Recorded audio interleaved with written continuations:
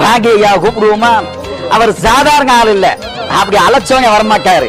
அவ்வளவு ஒரு மோசமான ஆளு, காவக்காரன் கோவக்காரன். சாமி மாமதுர பாண்டி மாமதுர அமர்ந்திருக்கார் மேலமட சாமி மேலமட பாண்டி மேலமட தூக்கி வைக்கும் கால்களுக்கு சாமி கால்களுக்கு பாண்டி கால்களுக்கு குத்தி பூவா. கும்பிட தொடங்கும் போது எனக்கு குருனா யாருன்னே தெரியாது, எனக்கு சாமி தான் தெரிஞ்சது. ஆனா சாமியை கும்பிட்டுட்டே இருந்தேன்.